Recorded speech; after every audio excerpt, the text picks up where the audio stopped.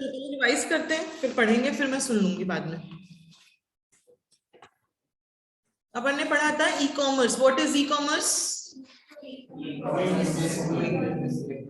Doing business electronically, online काम करना, और combination of technologies like internet, www, email, etcetera, and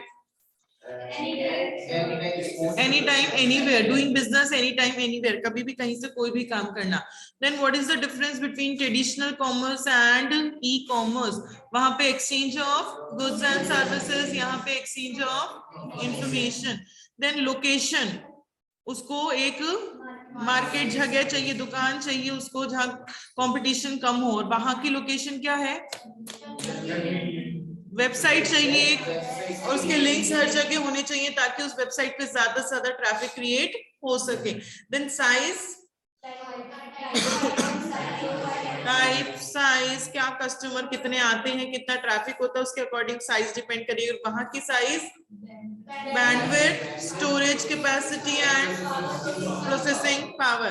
transaction processing यहाँ पे मैनुअल, वहां पे electronic. Very good. Availability, limited time, 24/7, 365. Nature of purchase, physically inspected, cannot be physically inspected. Customer interaction, face to face and screen to face. Business scope, limited, worldwide. Information exchange, no uniform platform, वहां uniform platform होता है। Resource focus, supply, वहां पे demand में। Marketing, वहां पे कम चाहिए क्योंकि फिजिकल स्टोर है, सबको पता है, और वहां पे मार्केटिंग ज्यादा करनी पड़ेगी, अपन को लोगों को अवेयर करवाना पड़ेगा कि हमारी ये वेबसाइट है। देन पेमेंट करने के तरीके, कैश, चेक, वहां पे पेमेंट करने के तरीके,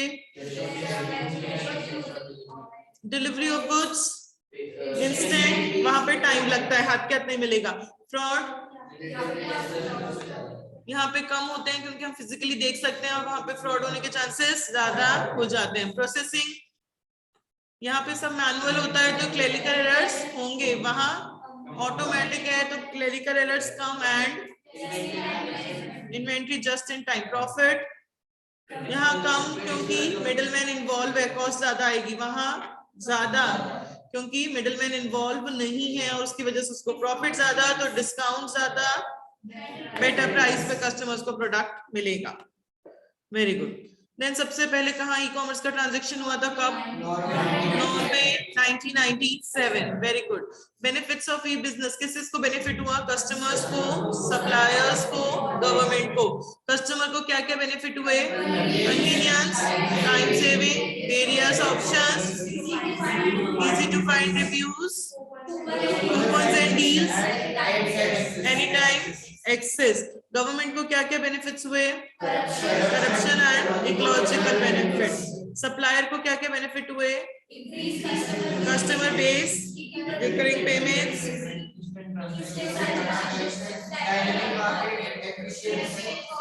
efficiency improvement due to reduction in error, reduction in time and reduction in inventory.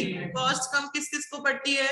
Buyers को, suppliers को, overhead cost, advertisement cost. और क्या क्या पॉइंट्स थे? Low barriers and elimination of the time delay. Very good. Then what are the disadvantages of the e-business? Internet connection चाहिए। Startup cost, startup में कौन सी कॉस्ट थी? कनेक्शन की, hardware, startup and maintenance. Then और legal issues, culture and security. Very good. किसी को कुछ भी पूछना हो तो पूछो। नहीं, पहले थोड़ा सा पढ़ेंगे फिर सुनूंगी बच्चों। चलो आज अपन नेक्स्ट टॉपिक पढ़ेंगे, that is components of e commerce. 4.15, page number 4.15, components of e commerce. क्या क्या कंपोनेंट्स हैं ई कॉमर्स की? अगर वेबसाइट ओपन करनी है तो क्या क्या चीजों की जरूरत पड़ेगी, किन किन लोगों की जरूरत अपन को पड़ेगी? That is components of e commerce. इसके कंपोनेंट्स के लिए एक मेमोरी टेक्निक लिख लो, बुक में लिख लो।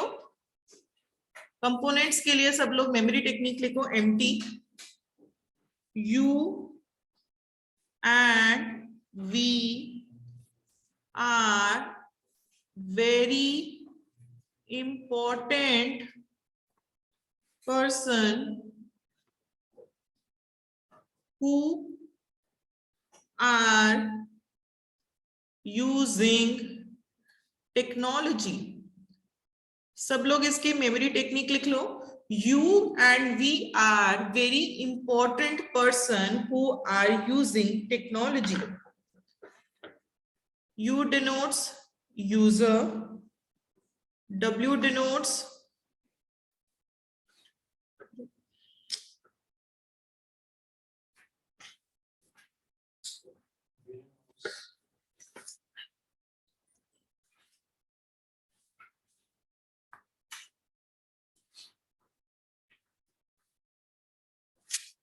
W denotes web portal,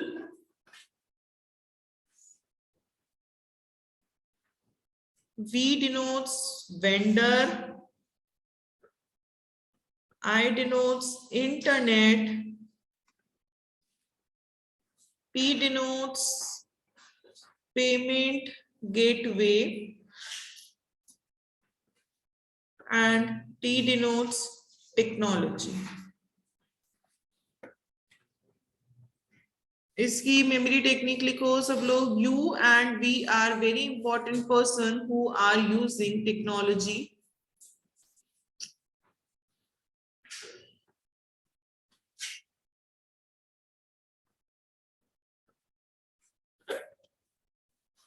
ये अंडरलाइन भी कर लेना जो मैंने अंडरलाइन किया है, यू को, डब्ल्यू को, वी को, आई को, पी को और टेक्नोलॉजी को।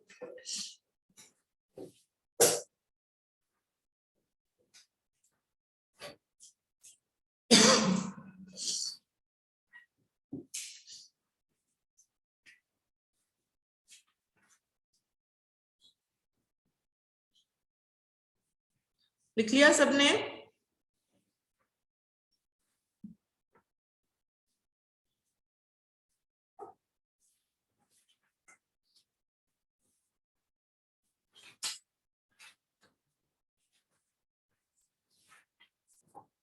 You and we are very important person who are using technology। U मतलब user, W मतलब web portal, V मतलब vendor, P मतलब payment gateway and technology stands for technology। ठीक है, पढ़े, स्टार्ट करें। कौन से कंपोनेंट्स हैं ई कॉमर्स को? सबसे पहले हम लोग यूज करते हैं, आप और हम जैसे लोग। आप और हम जैसे लोगों को क्या बोला जाता है? यूजर। यूजर कौन? कोई भी हो सकता है, कोई इंडिविजुअल हो सकता है, कोई ऑर्गेनाइजेशन हो सकती है, जो भी ई कॉमर्स से कुछ भी खरीद रहा है बंदा, उसको कौन कहते हैं? अपन यूजर कहते हैं, जो उसको यूज में ले रहा है। तो जब भी अपन मेडिसिन वगैरह खरीदते हैं तो जो सप्लायर होता है उसको ध्यान रखना चाहिए कि गलत चीज गलत हाथों में ना चली जाए, तो रीचेक कर ही सामान बेचना चाहिए। तो सबसे इंपॉर्टेंट कौन है? यूजर, जो उसको यूज में लेते हैं। देन यूजर के लिए, सप्लायर के लिए कस्टमर लॉयल्टी बनाना बहुत जरूरी है। कस्टमर लॉयल्टी मतलब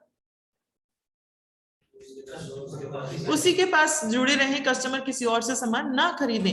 तो जो यूजर है वो उसी का यूजर बना रहे, उसके लिए उसको अपनी ऑर्डर प्रोसेसिंग को फास्टन अप करना पड़ेगा। जो सप्लायर है, जो वेंडर है, अगर वो ऑर्डर प्रोसेसिंग फास्ट करे तो कस्टमर उससे जुड़े रहेंगे।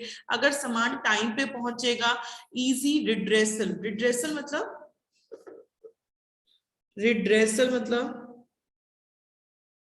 रिड्रेसल मतलब compensation for the wrong thing. लिख लो बच्चों, कंपनसेशन फॉर रॉन्ग। अगर कुछ भी गलत आया है तो उसका मुझे कंपनसेशन मिलना चाहिए, इजी रिटर्न होना चाहिए, इजी रिड्रेसल होना चाहिए, कस्टमर फ्रेंडली रिटर्न पॉलिसी होनी चाहिए और कस्टमर सेटिस्फैक्शन होना चाहिए। अगर ऐसा है तो कस्टमर आपसे लॉयल रहेगा, अदरवाइज कस्टमर आपसे लॉयल नहीं रहेगा।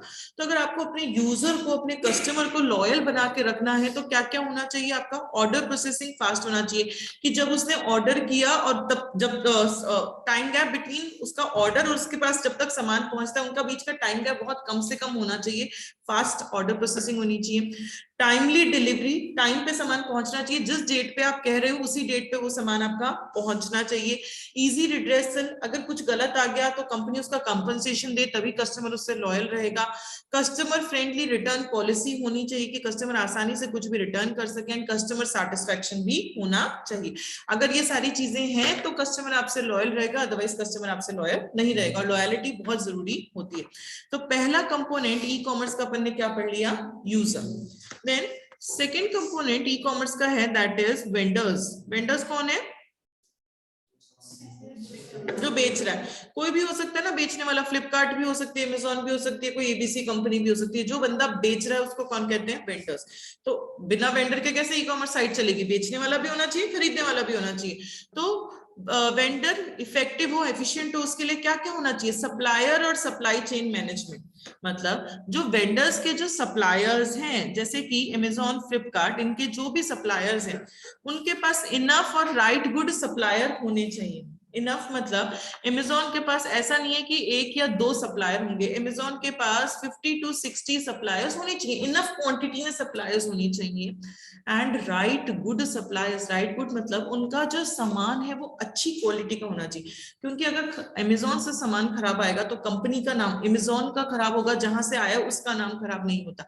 तो इसलिए वो लोग स्टैंडर्ड सेट करते हैं कि अगर आपको हमारी वेबसाइट पे सामान बेचना है तो ये स्पेसिफिकेशंस होनी चाहिए, इतना स्टैंडर्ड का सामान होना चाहिए। तो सप्लायर्स अच्छे हों, इसलिए आपके पास अच्छी क्वांटिटी में सप्लायर्स होने चाहिए, और उनका जो सामान है वो अच्छी क्वालिटी का सामान होना चाहिए। जो सप्लायर्स है वो फाइनेंशियली और ऑपरेशनली सेफ होने चाहिए। मतलब फाइनेंशियली ऑपरेशनली सेफ मतलब, अरे कुछ तो बताओ बच्चों, ब्लैंक होके बैठ जाते हो। फाइनेंशियली सेफ मतलब फाइनेंशियली सेफ मतलब बैंकरप्ट नहीं होने चाहिए, उनके पास थोड़ा सा होना चाहिए, बैकग्राउंड अच्छा होना चाहिए। ऑपरेशनल सेफ मतलब ऑपरेशन किसको कहते हैं? जो भी काम हो रहा है तो वो काम उनका मतलब अच्छी क्वालिटी का ऐसा काम होना चाहिए। ऐसा नहीं है कि वो शो तो कर रहे हैं हमारे पास 50 क्वांटिटी और अंदर से उनके पास कुछ भी नहीं, कोई वर्किंग ही नहीं हो रही, कोई ऑपरेशन ही नहीं हो रहा, ऐसा नहीं होना चाहिए, क्योंकि कंपनी का नाम खराब होगा। सप्लायर हमेशा रियल टाइम स्टॉक इन्वेंट्री दे आपको। रियल टाइम स्टॉक इन्वेंट्री आप समझते हो क्या होती है? हाँ, जस्ट इन टाइम। अगर मेरे पास 50 से किसी ने एक खरीदा तो हाथ की हाथ 49 दिखेगा। रियल टाइम, रियल टाइम, तुरंत रियल टाइम, हाथ की हाथ, कुछ भी चेंजेस दिखना तो स्टॉक इन्वेंट्री जो वो रियल टाइम दिखनी चाहिए कि उसके स्टॉक में इतना सामान पड़ा है। और ऑर्डर टू डिलीवरी टाइम बहुत शॉर्ट होना चाहिए। तो अगर आपको चाहिए, वेंडर्स को चाहिए कि उनके सप्लायर्स ज्यादा इफेक्टिव हो, एफिशिएंट हो, तो उसके लिए क्या क्या होना चाहिए? उनके सप्लायर्स इनफ होने चाहिए और राइट गुड, अच्छा सामान सप्लाई करें, एंड वो लोग फाइनेंशियली और ऑपरेशनली सेफ होने चाहिए। रियल टाइम स्टॉक इन्वेंट्री वो लोग दे पाए, जो हम देखते हैं एक्चुअल रियल लाइफ में ऐसा ही तो होता है। और डिलीवरी टू ऑर्डर टाइम जो है वो बहुत शॉर्ट होना चाहिए।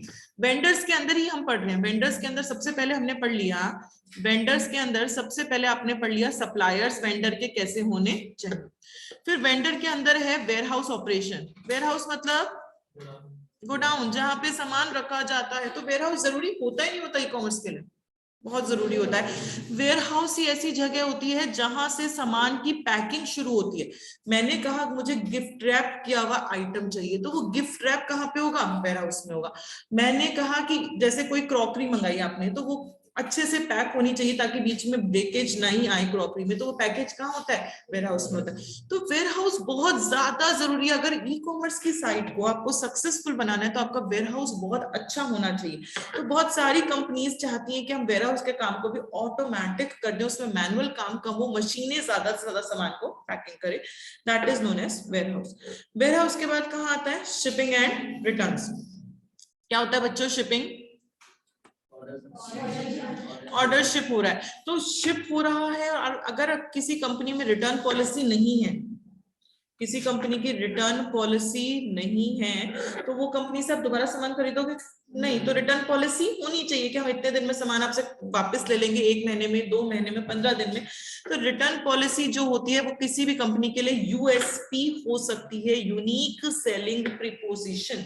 यूनिक सेलिंग प्रीपोजिशन की जितनी अच्छी आपकी रिटर्न पॉलिसी होगी उतनी ज्यादा लोग आपकी वेबसाइट पे ट्रस्ट करेंगे, उतना ज्यादा लोग आपसे सामान खरीदेंगे। That is shipping and return policy. Then e commerce catalogue and product display. इसमें क्या होगा, हेडिंग से समझ में आ रहा है? कैटलॉग एंड प्रोडक्ट डिस्प्ले क्या होगा? जो भी मेरा प्रोडक्ट है कि प्रोडक्ट किस तरीके का, उसकी क्वालिटी, उसका स्पेसिफिकेशन प्रॉपर क्लियर मेंशन्ड होना चाहिए ताकि कस्टमर उसको देखकर समझ पाए कि क्या प्रोडक्ट है, उसकी क्या क्या स्पेसिफिकेशन, उसकी क्या क्वालिटी है। तो प्रोडक्ट की जितनी भी डिटेल्स हैं, जितनी भी टेक्निकल स्पेसिफिकेशंस हैं, वो बहुत क्लियर होनी चाहिए ताकि कस्टमर को अच्छे से समझ में आए कि आपका क्या प्रोडक्ट है। Then marketing and loyalty programmes. Marketing, e commerce website की मार्केटिंग जरूरी है, मार्केटिंग जरूरी है। अगर मार्केटिंग आप यूथ लोगों के ज्यादा मार्केटिंग करते हो, उनको टारगेट बनाते हो, तो आपकी वेबसाइट ज्यादा सक्सेसफुल हो सकती है क्योंकि आजकल का यूथ ज्यादा ई कॉमर्स में जा रहा है। लॉयल्टी प्रोग्राम्स भी होने चाहिए। लॉयल्टी प्रोग्राम्स जैसे कि आपको लॉयल्टी पॉइंट्स मिलते हैं, कभी देखा हो, कुछ खरीदा हो, अगर आप हमसे ही दोबारा खरीदोगे तो आपको 2 पॉइंट एक्स्ट्रा मिलेंगे, आपको 4 पॉइंट एक्स्ट्रा मिलेंगे अगर दोबारा आप हमसे खरीदो। हर सेल पे, हर परचेज पे वो लोग लॉयल्टी पॉइंट्स बढ़ाते हैं और फिर फाइनली जब कुछ पॉइंट्स इकट्ठे हो जाते हैं, उस पॉइंट्स का अपन फ्री में वहां से कुछ भी खरीद सकते हैं। तो वो लोग ये स्कीम्स क्यों निकालते हैं? ताकि कस्टमर लॉयल रहे, कस्टमर उन्हीं से सामान खरीदता रहे। तो लॉयल्टी प्रोग्राम्स भी होने चाहिए ताकि आपका कस्टमर आपसे ही सामान खरीदे, कहीं और से नहीं खरीदे। Then showroom and offline purchases. वैसे तो ई कॉमर्स मतलब ऑनलाइन वेबसाइट पे सब मिल रहा है, बट बहुत सारे सप्लायर्स ऐसा सोचते हैं कि कस्टमर्स को जब तक वो छूकर नहीं देखेगा उसको बहुत अच्छे से ट्रस्ट नहीं होगा, वो सेटिस्फाइड नहीं होगा। तो बहुत सारे लोग अपना आउटलेट खोल लेते हैं, जैसे फर्स्ट क्राई का है तो ऑनलाइन भी मिलता है, फर्स्ट क्राई का आउटलेट भी अपने को अवेलेबल है। तो ऑफलाइन बहुत सारे वेंडर्स जो है वो अपना आउटलेट खोल लेते हैं ताकि कस्टमर सामान को फील कर कर, टच कर कर देख पाए, फिर वो सामान को ले ताकि उसका एक्सपीरियंस बढ़ सके। Different ordering method. ऑर्डर करने के अलग अलग तरीके होते हैं। आप सीओडी पे ऑर्डर कर सकते हो, आप क्रेडिट कार्ड, डेबिट कार्ड, किसी भी पेमेंट मोड से आप ऑर्डर कर सकते हो। गारंटी, गारंटी होना चाहिए क्या जब भी सामान खरीदते हैं? गारंटी किस रिगार्डिंग गारंटी आपको सबसे ज्यादा चाहिए? Quality plus money return. अगर मेरे को सामान पसंद नहीं आया और मैंने आपको वापस दिया तो आप मुझे पैसा वापस दे दोगे। अगर आप इस चीज की गारंटी दे दो तो मैं आपसे दोबारा सामान खरीदूंगी, अदरवाइज मैं आपसे दोबारा सामान नहीं खरीदूंगी। तो मनी रिटर्न की गारंटी होनी चाहिए, तभी कस्टमर्स आपसे ज्यादा सेटिस्फाइड होगा। And privacy policy. Privacy policy कल पढ़ा था पढ़ने, क्या होता है बच्चों थोड़ा सा बताओ। तो कस्टमर की पर्सनल इंफॉर्मेशन है किसी और के हाथों में नहीं चल जाए। जो भी कस्टमर की इंफॉर्मेशन है वो कहाँ पे शेयर हो रही है, जो भी वेंडर मेरे से इंफॉर्मेशन ले रहा है, मेरा नाम, मेरा फोन नंबर, मेरा एड्रेस, उस इंफॉर्मेशन का वो क्या करने वाला है वो मुझे पता होना चाहिए। ये सारी बातें पॉलिसी में लिखी भी होनी चाहिए जो कंपनी को फॉलो करे। एंड लास्ट है इसके अंदर security. Security is related to credit card numbers. जब भी आप क्रेडिट कार्ड नंबर अपना शेयर करते हो तो मुझे अगर पता है कि वेबसाइट सिक्योरिटी पे बहुत ध्यान देती है कि मेरा क्रेडिट कार्ड का नंबर किसी हैकर के पास नहीं जाएगा, तो मैं उस वेबसाइट पे ट्रस्ट करूंगी, अदरवाइज मैं ट्रस्ट नहीं कर सकती। तो बहुत सारी वेबसाइट एसएसएल प्रोटोकॉल काम में लेती है। एसएसएल का मतलब होता है सिक्योर्ड सॉकेट लेयर। ये क्या होता है एसएसएल? जैसे आपका www होता है, जैसे आपका HTTPS, कभी ये देखा होगा HTTPS। HTTPS is a protocol. Protocol का मतलब रूल्स। HTTPS एक रूल होता है जो वेबसाइट को फॉलो करना पड़ता है अगर उनको वेबसाइट रन करनी है तो। इससे भी स्ट्रॉन्ग प्रोटोकॉल होता है SSL। इससे भी ज्यादा इंक्रिप्टेड सारी चीजें होती हैं SSL के अंदर। HTTPS के अंदर अगर 16 बिट्स का इंक्रिप्शन है तो यहाँ पे 32 बिट्स का इंक्रिप्शन होता है, उससे ज्यादा स्ट्रॉन्ग होता है। तो अगर कंपनी SSL प्रोटोकॉल काम में ले रही है तो मैं कंपनी पे ट्रस्ट कर सकती हूँ कि मेरी इंफॉर्मेशन बीच में कहीं और हैकर के पास हैक नहीं होगी। तो ये सारी चीजें अपन ने किसके अंदर पढ़ी? वेंडर के अंदर पढ़ी। क्या क्या पढ़ा अपन ने वेंडर के अंदर? सबसे पहले अपन ने पढ़ा सप्लायर्स। सप्लायर्स अच्छी हो, इफेक्टिव हो, उसके लिए क्या क्या होना चाहिए? Enough and right good suppliers, financial and operationally safe, real time stock inventory and delivery to order time बहुत कम होना चाहिए। फिर सप्लायर के बाद वेयरहाउस। वेयरहाउस सबसे ज्यादा जरूरी है क्योंकि वही सामान की पैकिंग होती है, कस्टमर जो बोलता है इसके स्पेसिफिकेशन के अकॉर्डिंग पैकिंग होती है, वहां गलत पैकिंग नहीं होनी चाहिए। तो कंपनीज चाहती हैं कि हम सारा वेयरहाउस का काम भी ऑटोमेटिक कर दें। वेयरहाउस के बाद third shipping and returns.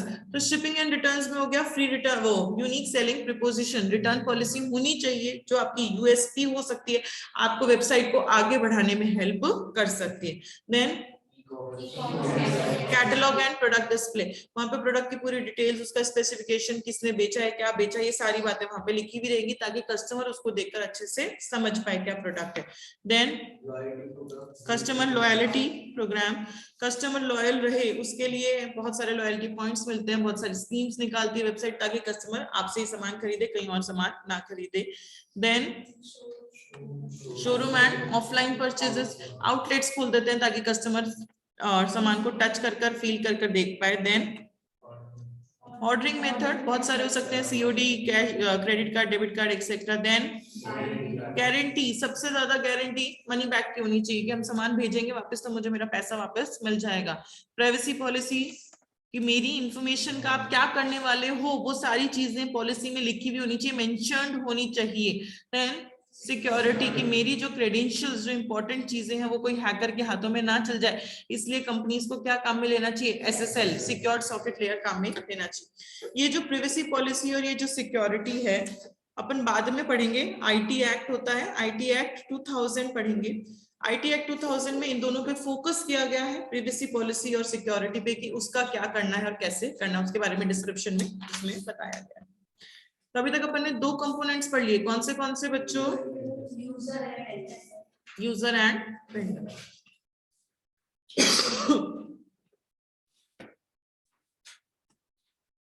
Third component है दैट इज टेक्नोलॉजी इंफ्रास्ट्रक्चर। क्या थी इसकी मेमोरी टेक्निक, क्या थी, U and we are very important person who are using technology. U मतलब यूजर, वी मतलब वेंडर, सॉरी डब्ल्यू मतलब web portal, U and we are very हो गया। देन इंपॉर्टेंट, आई मतलब इंटरनेट, पी मतलब payment gateway and technology infrastructure. Next component है that is technology infrastructure. आप जो ई कॉमर्स में टेक्नोलॉजी काम में लेते हो वो कैसी होनी चाहिए, इसके अंदर के पॉइंट्स अभी पढ़ेंगे। पहले ये पढ़े टेक्नोलॉजी कैसी होनी चाहिए, टेक्नोलॉजी स्केलेबल होनी चाहिए। स्केलेबल का मतलब बच्चों, स्केलेबल का मतलब क्या होता है, स्केलेबल का मतलब, स्केलेबल का मतलब जिस चीज को आप कम और ज्यादा कर सकते हो उस चीजों को स्केलेबल कहते हैं, ये याद रखना। स्केलेबल का मतलब किसी भी चीज को कम करना है, ज्यादा करना। अगर मुझे ट्रैफिक ज्यादा आ रहा है तो मैं मेरी बैंडविड्थ ज्यादा बढ़ा सकूं, ट्रैफिक कम है तो बैंडविड्थ कम कर सकूं, that is known as technology. मेरी टेक्नोलॉजी ऐसी होनी चाहिए कि कितना भी ट्रैफिक हो उसको अकोमोडेट कर पाए, कम है तो कम को और ज्यादा है तो ज्यादा को, जब इच्छा हो तब मैं उसको कम ज्यादा कर सकूं, that is scalable. Technology easy to use and convenient होनी चाहिए फॉर बोथ, कस्टमर्स के लिए भी और बेचने वाला है दोनों के लिए भी टेक्नोलॉजी आसान होनी चाहिए। ऐसा नहीं होना चाहिए कि कोई वेबसाइट है और वेबसाइट पे मैं कोई सामान ढूंढ रही हूँ, वेबसाइट पे मैं कोई सपोज स्लीपर्स ढूंढ रही हूँ, मुझे पता है ये वेबसाइट स्लीपर्स बेचती है, फिर मैं स्लीपर्स सर्च में डाल रही हूँ पर वो दिखा ही नहीं रहा, वो टॉप दिखा रहा है, वो जीन्स दिखा रहा है, वो कुछ और एक्सेसरीज मुझे दिखा रहा है, हैंडबैग्स दिखा रहा है। ऐसा नहीं होना चाहिए। अगर ऐसा होगा तो कस्टमर इरिटेट हो जाएगा, आपकी वेबसाइट को बार बार नहीं देखेगा। बहुत आसान होनी चाहिए, जितनी आसान आपकी वेबसाइट होगी उतना ज्यादा कस्टमर उसको यूज में लेना पसंद करेगा। एंड रिस्पॉन्सिव डिजाइन होनी चाहिए। रिस्पॉन्सिव डिजाइन का मतलब, अगर किसी का मन किया कि मेरे को मेरे कंप्यूटर पे फ्लिपकार्ट खोलना है तो कंप्यूटर पे भी वो फ्लिपकार्ट की वेबसाइट ओपन हो जानी चाहिए। अगर मेरे को मन किया कि मुझे मेरे फोन, जो मेरा स्मार्टफोन है उस पे मुझे फ्लिपकार्ट ओपन करना है तो उस पे भी मेरा फ्लिपकार्ट ओपन हो जाना चाहिए। उसकी जो डिजाइन है फ्लिपकार्ट की वो कंप्यूटर के लिए भी होनी चाहिए, वो फोन के लिए भी होनी चाहिए। ऐसा नहीं होना चाहिए कि मुझे हर बार कंप्यूटर पे ही जाकर वो वेबसाइट को ओपन करना पड़े, और ऐसा भी नहीं होना चाहिए कि फोन में आधी अधूरी दिख रही है, फोन में भी उतना ही दिखे जितना कंप्यूटर में दिखे।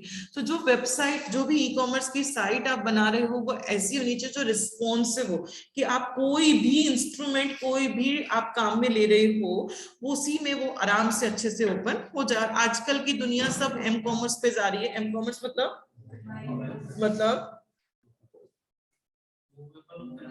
मूवेबल डिवाइस पे बाइंग एंड सेलिंग करना। सब लोग स्मार्टफोन पे ही चीजें देखना पसंद करते हैं, कोई भी लैपटॉप कंप्यूटर खोलना कम पसंद करते हैं आजकल के लोग। तो आजकल की जितनी भी लोग हैं वो एम कॉमर्स पे जा रहे हैं, तो एम कॉमर्स की सेल ज्यादा हो रही है। तो आपकी वेबसाइट अगर रिस्पॉन्सिव होगी, जो एम कॉमर्स पे भी ओपन हो सकती है, तो आपकी सेल ज्यादा हो सकती है। तो टेक्नोलॉजी कैसी कैसी होनी चाहिए बच्चों हमारी?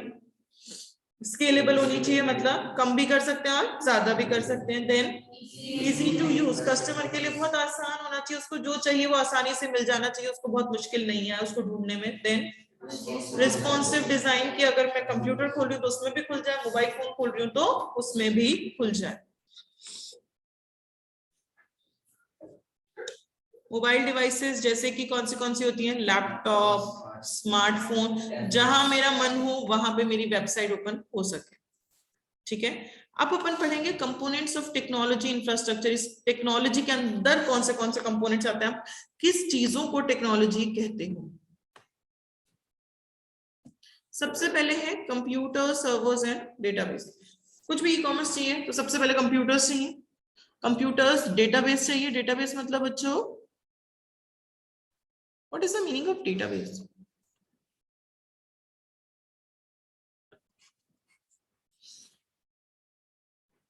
ऑनलाइन कोई बता सकता है what is the meaning of database? जो भी इंफॉर्मेशन है उसे ऑर्गेनाइज करके रखना। ऑर्गेनाइज करके रखना, कोई भी चीज को ऑर्गेनाइज करके स्टोर करके रखना, उसको डेटाबेस कहते हैं। जैसे आप लोग एफबी पे देखते हो कि मुझे मेरी फोटोज दिख रही है 5 साल पहले की भी, 10 साल पहले की, कहाँ से आ रही है वो फोटो? एफबी ने कहीं ना कहीं उसको स्टोर कर रखा है। जो अपना वेयर हाउस होता है, वेयर हाउस मतलब सामान को रखते हैं अपन, वैसे ही जहां पे डेटा को रखते हैं उसको क्या कहते हैं? डेटाबेस कह देते हैं, या डेटा वेयर हाउस कह देते हैं, जहां पे खूब सारा डेटा इकट्ठा किया जाता है। तो कंप्यूटर की दुनिया में तो होता ही डेटा है, तो सारा डेटा जहां पे स्टोर किया जाता है उसको क्या कहते हैं? अपन डेटाबेस कह देते हैं। सर्वर्स क्या होते हैं बच्चों? इसके थ्रू कनेक्शन या फिर कनेक्टिविटी, कनेक्टिविटी को सर्वर कहते हो। सर्वर क्या होते हैं? ये तो बहुत बोलते हो सर्वर डाउन है, सर्वर डाउन है, आईसीए का सर्वर डाउन है। क्या डाउन है? सर्वर मतलब जो ज्यादा ट्रैफिक की वजह से जिससे जो कनेक्शन मतलब होता है ना, कनेक्शन प्रोवाइडर है वो अपनी डेटा है शेयर करता है,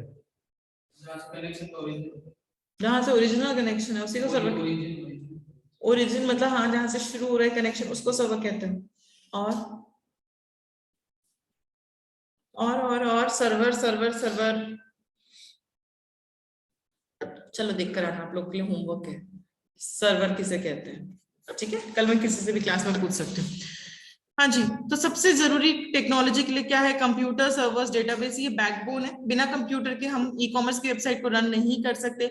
बड़ी बड़ी ऑर्गेनाइजेशन खूब पैसा खर्च करती हैं कंप्यूटर सेटअप करने में, बहुत हाई क्वालिटी के कंप्यूटर्स लगाएंगे, खूब बड़ा डेटाबेस चाहिए होगा। जैसे कि अमेजोन है, उसको बहुत बहुत बड़ा डेटाबेस चाहिए, क्योंकि उसके पता नहीं कितने लाखों हजारों कस्टमर्स उससे डेली जुड़ते हैं, डेली उनका डेटा उसको स्टोर करना पड़ता है, किसको क्या पसंद है, किसको क्या नहीं पसंद, किसने क्या खरीदा, कब खरीदा।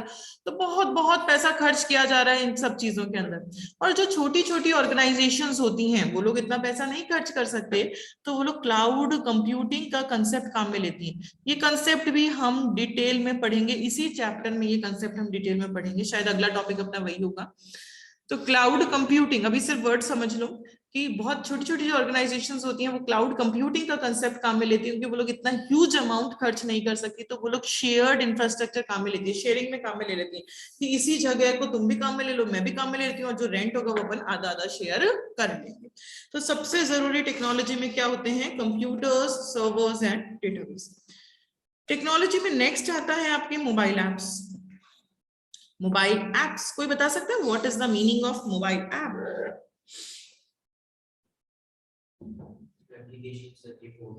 जो एप्लीकेशन सिर्फ फोन में चलती है, लिख लो यहाँ पे, जैसे कि आपकी स्विगी है, मतलब ऑलमोस्ट फोन में चलती है, जैसे कि व्हाट्सएप है, वैसे तो कंप्यूटर में भी खोल सकते हैं, पर 99% उनको अपन फोन पे ही ओपन करते हैं, अपन कंप्यूटर पे ओपन नहीं करते। मोबाइल पे जो एप्लीकेशंस चलती हैं, ये लिख लो, हिंदी में लिख लो, मोबाइल एप्स का मतलब जो एप्लीकेशंस मोबाइल पे रन करती हैं,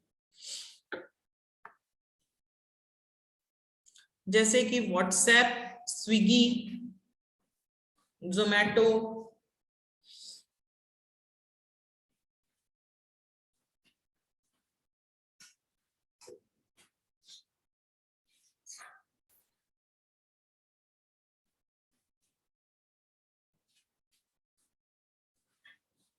जैसे पर्सनल कंप्यूटर्स होते हैं, वैसे ही जो आपके मोबाइल डिवाइसेस होती हैं उनके भी ऑपरेटिंग सिस्टम और एप्लीकेशन सॉफ्टवेयर्स होते हैं। What is the meaning of operating system and what is the meaning of application software?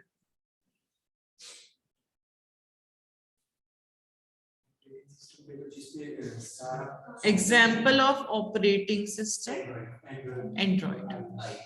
Very good. और पर्सनल कंप्यूटर के operating systems, Windows. Very good. बिना विंडोज के कुछ भी चला सकते हो? नहीं। बिना एंड्रॉइड के फोन चल सकता है या iOS के फोन चल सकता है? नहीं, उनके बिना नहीं चल सकता।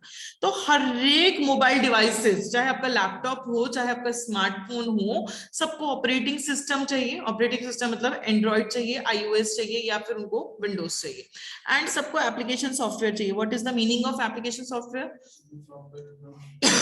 बच्चों लिख लिया करो, अगर कुछ ऐसे नहीं पता हो ना, अगर किसी को नहीं पता ऑपरेटिंग सिस्टम, तो एक एग्जांपल लिख लो ताकि हमेशा याद रहेगा ऑपरेटिंग सिस्टम किसको कहते हैं, और याद करना बहुत आसान हो जाता है।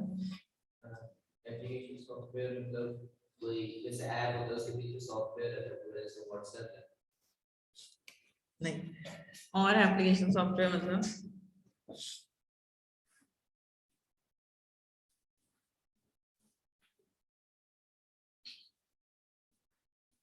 एंड्रॉइड और iOS छोड़ के आपके फोन में जो भी है आपके फोन के अंदर, आपके फोन में चाहे व्हाट्सएप हो, चाहे स्विगी हो, चाहे जोमेटो हो, चाहे IRCTC की साइट हो, चाहे कोई बैंक की आपने एप्लीकेशन कुछ भी डाउनलोड कर रखी हो, आपको नेट बैंकिंग करते हो तो, चाहे इंस्टाग्राम हो, चाहे फेसबुक हो, जो जो जो जो जो भी चीजें हैं एंड्रॉइड को छोड़कर, वो सारी चीजें क्या होती हैं आपकी एप्लीकेशन सॉफ्टवेयर। ऐसे ही आपके जो पर्सनल कंप्यूटर्स होते हैं उनमें विंडोज छोड़कर जो भी डला हुआ है, MS ऑफिस डला हुआ है, एक्सेल, पावर पॉइंट, टैली, जो भी डला हुआ है आपके कंप्यूटर के अंदर, वो सारी क्या होते हैं? आपकी एप्लीकेशन सॉफ्टवेयर्स होते हैं। तो मोबाइल ऐप क्या है? मोबाइल ऐप बेसिकली एक सॉफ्टवेयर है। मोबाइल ऐप एक सॉफ्टवेयर है जो सिर्फ और सिर्फ मोबाइल डिवाइसेस पे चलाने के लिए जो भी ऐप बनाई गई है उसको क्या कहते हैं? मोबाइल ऐप कह देते हैं। जैसे जनरली व्हाट्सएप लोग किस में चलाते हैं? फोन में चलाते हैं। कंप्यूटर में खुल सकता है, लैपटॉप में खुल सकता है, बट जनरली लोग किस में चलाते हैं? फोन में। टेलीग्राम जनरली लोग किस में चलाते हैं? फोन। खुल सकती है कहीं भी, बट हम किस में चलाते हैं? फोन में। तो जो भी एप्लीकेशंस आपके फोन में या मोबाइल डिवाइसेस में चलाने के लिए बनाई गई हैं, उन सारी डिवाइसेस, उन सारी एप्लीकेशंस, उन सारे सॉफ्टवेयर्स को क्या कहते हैं? पर मोबाइल ऐप कह देते हैं। जैसे ये एग्जांपल दिया है कि आजकल दो ऑपरेटिंग सिस्टम्स हैं, एंड्रॉइड एंड iOS। एंड्रॉइड किसने दिया? गूगल ने। और iOS किसका है? एप्पल का है। और भी बहुत सारे मोबाइल के ऑपरेटिंग सिस्टम्स होते हैं।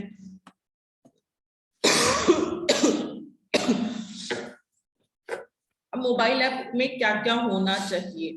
मोबाइल ऐप जैसे कि अगर अपन अमेज़न की मोबाइल ऐप देखें, अमेज़न आप खोलते हो, खोलते ही आपको क्या क्या दिखना चाहिए? वो ओपन करने पे, या व्हाट्सएप मान लो, या आप स्विगी मान लो, जोमेटो मान लो, कि उसके अंदर क्या क्या होना चाहिए। अगर मुझे स्विगी की वेबसाइट बनानी है, स्विगी का ऐप बनाना है, तो क्या क्या होना चाहिए? उसमें एक फ्रंट मॉड्यूल होना चाहिए। फ्रंट मतलब जो हमें दिखेगा, जो यूजर को दिखेगा, ओपन करते ही जो दिखता है। ओपन करते ही आपको क्या दिखता है? जनरली ओपन करते ही आपको प्रोडक्ट की कैटेगरीज दिखती है कि हम ये सामान बेचते हैं, इसकी ये क्वालिटी है, इसका ये स्पेसिफिकेशन है। जो भी प्रोडक्ट के बारे में कस्टमर को जो भी इंफॉर्मेशन चाहिए, वो सब इंफॉर्मेशन कस्टमर को कहाँ मिलती है? Front module. जोमेटो ओपन करोगे, ओपन करते हुए दिखाएगा कि हम ये आपको क्या क्या खाना है, या कौन से रेस्टोरेंट से आपको ऑर्डर करना है। जो भी आपको दिख रहा है ना, वो सब फ्रंट में दिखता है। Then ticketing module. मॉड्यूल मतलब पार्ट्स। उस एप्लीकेशन में क्या क्या पार्ट होना चाहिए? एक पार्ट तो होना चाहिए फ्रंट मॉड्यूल जो हमें दिखता है, जिसमें प्रोडक्ट के बारे में होगा। एक पार्ट है टिकटिंग मॉड्यूल। टिकटिंग का मतलब क्या होता है? जो प्रमोशनल साइड, उस वेबसाइट उस एप्लीकेशन को जो प्रमोशन करने के लिए होता है, जैसे उसमें क्या क्या वाउचर्स, क्या क्या डिस्काउंट्स, क्या क्या कूपन्स आ रहे हैं, नहीं हो तो अपन एक्स्ट्रा ऑफर्स देखते हैं कहीं से ओपन कर करके, और एक्स्ट्रा ऑफर क्या आ रहे हैं, और एक्स्ट्रा कुछ वाउचर लग रहा है कि उसके अंदर, कोई टिकट है कि उसके अंदर। तो ये सारी चीजें जहां पे स्टोर होती है, उस मॉड्यूल, उस पार्ट को क्या कह देते हैं अपन, टिकटिंग मॉड्यूल कह देते हैं। Then advertising and marketing module, उस एप्लीकेशन के लिए एडवर्टाइजमेंट के लिए जो भी होता है, जनरली एडवर्टाइजमेंट जो है वो यंगर रिप्रेजेंटेटिव को फोकस किया जाता है, जो भी यूथ लोग हैं उनको ज्यादा टारगेट किया जाता है, क्योंकि यूथ लोग ज्यादा इंटरेस्टेड होते हैं इन सब चीजों के अंदर। तो जो भी मार्केटिंग आप करते हो। Customer support and information module, इसमें क्या होगा बच्चों, कस्टमर सपोर्ट, अगर कस्टमर को कोई भी जानना है कि सपोज मुझे कोई भी सप्लायर के बारे में जानना है, आपके पास जो सप्लायर मुझे जानना है उसके क्या क्या प्रोडक्ट्स हैं, हर प्रोडक्ट की उसकी प्राइस क्या है, उसके क्या क्या डील्स ऑफर्स हैं, मुझे किसी भी बारे में कोई भी इंफॉर्मेशन चाहिए या मुझे कोई भी हेल्प चाहिए, होता है ना, हेल्प का ऑप्शन होता है, सपोर्ट का ऑप्शन होता है, मुझे कोई भी दिक्कत आ रही है उस ऐप को यूज में लेने में, तो वो सारी दिक्कतें का जो सोल्यूशन जहां पे लिखा हुआ रहता है उस मॉड्यूल को क्या कहा जाता है, customer support and information module. And last है इसके अंदर मोबाइल बैंकिंग। मोबाइल बैंकिंग में क्या होगा, बिना पैसा दिए कुछ भी हम खरीद नहीं सकते, चाहे जोमेटो हो, चाहे स्विगी हो, चाहे फ्लिपकार्ट हो, चाहे अमेजोन हो। तो जब आप पेमेंट करते हो, फाइनलाइज करते हो, पेमेंट करते हो, किसी भी तरीके से आप पेमेंट कर सकते हो, आप एसएमएस के through, credit card payment, debit card payment, COD, जैसे भी आप पेमेंट करते हो, that is known as mobile banking. ठीक है, तो ये सारे अपन ने पढ़े हैं मोबाइल ऐप के अंदर मॉड्यूल। मोबाइल ऐप के अंदर कौन से मॉड्यूल होते हैं, पहला है फ्रंट मॉड्यूल। फ्रंट मतलब जो हमें दिख रहा है कि क्या प्रोडक्ट है, उसकी क्या कैटेगरीज हैं, सारा प्रोडक्ट कंपाइल होकर एक जगह जो हमें दिखता है उसको फ्रंट मॉड्यूल में दिखता है। देन है टिकटिंग मॉड्यूल। टिकटिंग मतलब जो भी कूपन्स वगैरह जहां पे स्टोर होते हैं। एडवर्टाइजमेंट मॉड्यूल, उस वेबसाइट, उस ऐप को जो एडवर्टाइजमेंट जहां से भी किया जाता है, जनरली यूथ को यहाँ पे फोकस किया जाता है, उनको टारगेट किया जाता है। कस्टमर सपोर्ट, अगर उनको कोई भी सप्लायर के बारे में कोई भी इंफॉर्मेशन चाहिए, उसका क्या प्रोडक्ट है, उसके क्या डील्स हैं, उसके क्या ऑफर्स हैं, वो सारी चीजें यहाँ पे लिखी हुई रहेंगी। एंड बैंकिंग, जो फाइनली पेमेंट करते हो, that is known as mobile banking. ये अपन किसके अंदर पढ़ रहे हैं बच्चों, टेक्नोलॉजी के अंदर। क्या क्या पढ़ा अभी तक टेक्नोलॉजी के अंदर, कंप्यूटर, सर्वर्स एंड डेटाबेस, सबसे important. Then second mobile app. Mobile app में क्या क्या पढ़ा, पहला है फ्रंट मॉड्यूल जहां पे प्रोडक्ट हमें दिखेगा। सेकंड टिकटिंग, जहां पे उसके प्रमोशन, उसको आगे बढ़ाने के लिए जो भी डिस्काउंट, कूपन्स, वाउचर्स जो भी हैं। एडवर्टाइजमेंट, यूथ को फोकस किया जाता है। देन कस्टमर सपोर्ट, कस्टमर को कोई भी दिक्कत आ रही है, हेल्प चाहिए, वो वहां मिलेगा। Then mobile banking. टेक्नोलॉजी के अंदर ही नेक्स्ट है that is digital library. Technology के अंदर ही नेक्स्ट है that is digital library. Library generally आपने सुनी होगी जहां बुक्स स्टोर करते हैं, फिजिकल लाइब्रेरी आपने देखी है। वैसे ही डिजिटल मोड में जो चीजें स्टोर होती हैं उसको डिजिटल लाइब्रेरी कहते हैं। डिजिटली चाहे टेक्स्ट स्टोर्ड हो, चाहे विजुअल, चाहे ऑडियो वीडियो, कुछ भी डिजिटली जो स्टोर्ड होता है उसको डिजिटल लाइब्रेरी कहते हैं। जैसे कि आप लोगों ने रियल लाइफ में काम में लेते हो, कैमरे से कोई भी फोटो खींचते हो, उस फोटो पे कई बार आप चश्मा लगा देते हो, उस फोटो पे कई बार मेकअप कर देते हो, कुछ कर देते हो फोटो पे, कई बार बिल्ली के कान आ जाते हैं, कई बार कुछ भी फेसेस जो बनते हैं वो आते कहां से हैं, वो लाइब्रेरी में स्टोर्ड हैं, उस एप्लीकेशन की, उस फोन के कैमरे में, वो लाइब्रेरी में डिजिटली स्टोर्ड हैं, तो that is known as digital library. तो इसका एग्जांपल आप लोग लिख सकते हो। कैमरे से अपन फोटो ले रहे हैं, फोटो में स्पेक्स बना लिया, मेकअप बना लिया, लिख लो कुछ भी। होता है ऐसा, हम कुछ भी कर देते हैं, उसको जिप में कन्वर्ट कर देते हैं, उसके आगे पीछे कोई ऑडियो वीडियो चलता हुआ सा बना देते हैं, हम एडिटिंग जो भी हम करते हैं, that is known as digital library. तो वो सारी चीजें कहाँ स्टोर होती हैं, लाइब्रेरी में स्टोर होती हैं। ये सारी चीजें इलेक्ट्रॉनिक मीडिया फॉर्मेट में स्टोर होती हैं, सारी चीजें ऑर्गेनाइज होती हैं, स्टोर होती हैं, और वहां से हम उन सारी चीजों को रिट्राइव भी कर सकते हैं। जब हमारा मन हो तब उन चीजों को हम निकाल कर यूज में ले सकते हैं। डिजिटल लाइब्रेरी की अलग अलग साइज हो सकती है। इंस्टा में अलग तरीके की एडिटिंग हो सकती है, आपके जो अलग अलग फोन के अलग अलग कैमरास होते हैं उनमें अलग अलग तरह की एडिटिंग हो सकती है। तो डिजिटल लाइब्रेरी अलग अलग साइज, अलग अलग स्कोप की हो सकती है। कौन मेंटेन कर सकता है? एक इंडिविजुअल खुद मेंटेन कर सकता है, ऑर्गेनाइजेशन मेंटेन कर सकती है, या फिर कोई एफिलिएटेड बिल्डिंग्स, एफिलिएटेड इंस्टीट्यूशंस होते हैं वो उसको मेंटेन कर सकते हैं, या कोई एकेडमिक इंस्टीट्यूशन डिजिटल लाइब्रेरी को मेंटेन कर सकता है।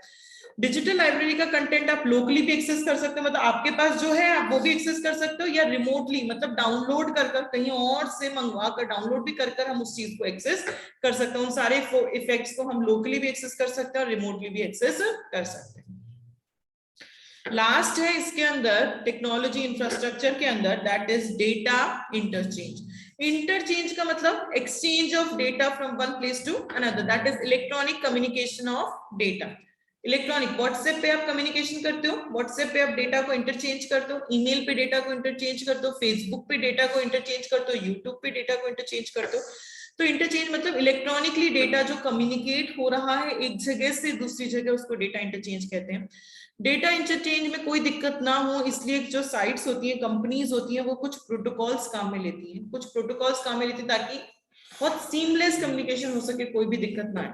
जैसे कि सपोज अगर स्विगी पे आप कुछ भी ऑर्डर करते हो, मैंने स्विगी पे ऑर्डर किया मैंने स्विगी पे सपोज एक मुझे पेस्ट्रीज खानी है और पेस्ट्रीज मुझे 1.5 की खानी है, तो मेरा ऑर्डर किस किस के पास जाएगा? एक तो 1.5 के पास जाएगा किस चीज का ऑर्डर, और एक स्विगी के पास ऑर्डर जाएगा कि इस बंदे ने ये ऑर्डर किया, इसको इतना ऑफर देना है। तो ये ऑर्डर दोनों के पास पैरेलल जा रहा है, जो डेटा एक्सचेंज हो रहा है, जो डेटा इंटरचेंज हो रहा है, वो दोनों के पास पैरेलल हो रहा है, सीमलेस हो रहा है। ये रूल है कि ऑर्डर दो के पास जाना चाहिए, ऑर्डर की जो मैसेज है वो दोनों के पास जाना चाहिए। ये प्रोटोकॉल है ताकि उनके बीच में कम्युनिकेशन में कोई प्रॉब्लम ना हो। अगर मैसेज सिर्फ और सिर्फ स्विगी के पास चला जाए, 1.5 के पास ना जाए, तो क्या टाइम पे डिलीवर हो पाएगा सामान? नहीं, 1.5 को नहीं पता उसको सामान बनाना है। अगर सिर्फ 1.5 के पास चला जाए, स्विगी के पास नहीं जाए, तो टाइम पे डिलीवर हो पाएगा? नहीं हो पाएगा। तो सीमलेस होना चाहिए, कोई भी दिक्कत नहीं, स्मूथ कम्युनिकेशन होना चाहिए, इसलिए कुछ ना कुछ प्रोटोकॉल्स काम में लिए जाते हैं। ये होता है टेक्नोलॉजी इंफ्रास्ट्रक्चर। क्या क्या पढ़ा बच्चों अपन ने टेक्नोलॉजी इंफ्रास्ट्रक्चर के अंदर? Computer, servers, database, mobile apps, digital library and data interchange. चलो पहले इतना रिवाइज करते हैं जो हमने पढ़ा है, फिर हम आगे का पढ़ेंगे।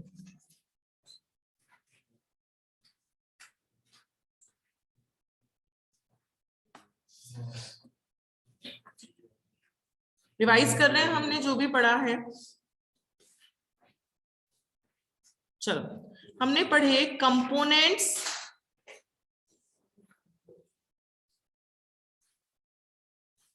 हाँ जी, कंपोनेंट्स ऑफ ई कॉमर्स।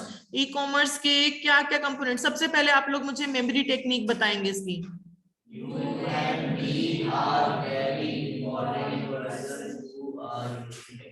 बिना देखे बोलो, U and we are very important person who are using technology. U stands for user, W stands for V stands for vendor, I stands for internet, P stands for payment gateway, and technology stands for technology infrastructure. वापस बोलो इसकी memory technique. You सबको बोलना है, सबको, हाँ बोलो। You and we are very important persons who are using technology. 5 बार बोलना है, बोलो। You and we अच्छे से, अरे चुप क्यों गए? एनर्जी थोड़ी ना कम है, बोलो। You and we are very important person who are बोलो। You and we are very important person who are using technology. You and we are very important person who are using technology. You and we are very important person who are using technology. You and we are very important person who are using technology.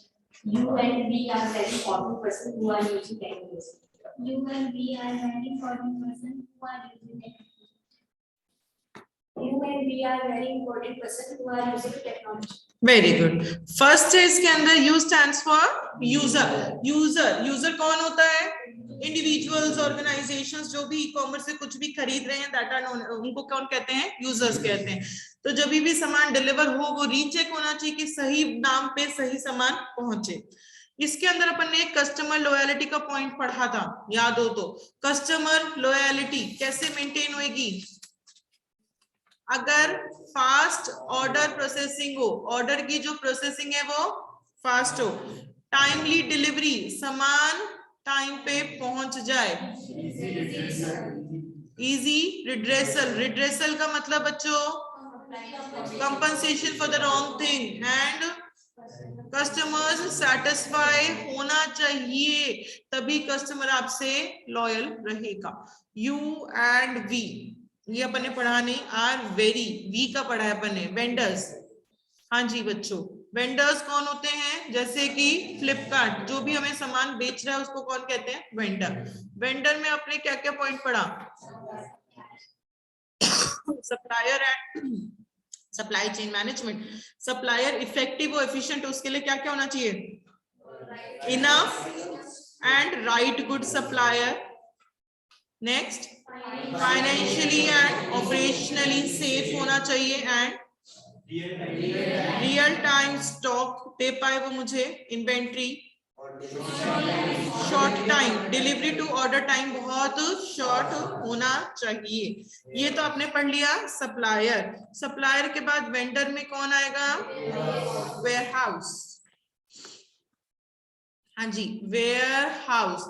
Warehouse जहां पे सारे सामान की packing होती है उसी को warehouse कहते हैं. बहुत इंपॉर्टेंट होता है, कस्टमर के स्पेसिफिकेशन के अकॉर्डिंग पैकिंग होती है, इसलिए कंपनीज आजकल उस काम को ऑटोमेटिक करने के लिए पैसा खर्च कर रही है ताकि उसमें कोई गलती ना हो. Third, shipping. Shipping and returns. इसमें एक यूएसपी था, यूनिक सेलिंग प्रीपोजिशन. यूएसपी होता है अगर आपकी रिटर्न पॉलिसी अच्छी है तो लोग आपसे से ज्यादा सामान खरीदेंगे. कैसे जाता है ये?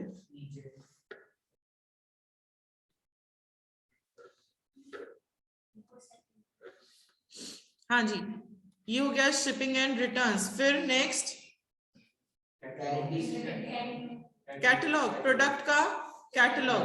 प्रोडक्ट कैटलॉग मतलब प्रोडक्ट का पूरा डिस्क्रिप्शन बहुत अच्छे से होना चाहिए ताकि कस्टमर उसको देखकर समझ पाए कि क्या प्रोडक्ट है क्या प्रोडक्ट नहीं है. Then loyalty. कस्टमर की लॉयलिटी बनाने के लिए कंपनीज बहुत सारे ऑफर्स देती है उनको, कभी फ्री डिस्काउंट्स देती हैं, फ्री कूपन्स देती हैं ताकि वो लॉयल उनके साथ हमेशा रहे. Then offline stores. Offline stores आजकल लोग आउटलेट भी खोल लेते हैं ताकि कस्टमर्स का एक्सपीरियंस बढ़ सके, वो उसको देखकर सामान खरीद सके. Then different ordering method. आपके ऑर्डर करने के तरीके अलग अलग हो सकते हैं, like cash on delivery, COD, etcetera etcetera etcetera. Then privacy होनी चाहिए, मेरी इंफॉर्मेशन का आप क्या करने वाले हो वो आप मुझे बताओगे. देन सिक्योरिटी होनी चाहिए कि आप SSL प्रोटोकॉल काम में ले रहे हो नहीं ले रहे ताकि कोई हैकर उसको हैक ना कर ले. एंड गारंटी होनी चाहिए. किस चीज की गारंटी होनी चाहिए? मनी, पैसा वापस मिल जाएगा. तो वापस बताओ वेंडर के अकॉर्डिंग अपन ने कितने पॉइंट्स पढ़ लिए टोटल? 10 पॉइंट है वेंडर के अंदर. कौन से हैं? Suppliers and supply chain management, then warehouse, then shipping, then catalogue, showroom, then loyalty, guarantee, ordering methods, privacy and security. Very good. फिर उसके बाद अपन ने पढ़ा टेक्नोलॉजी.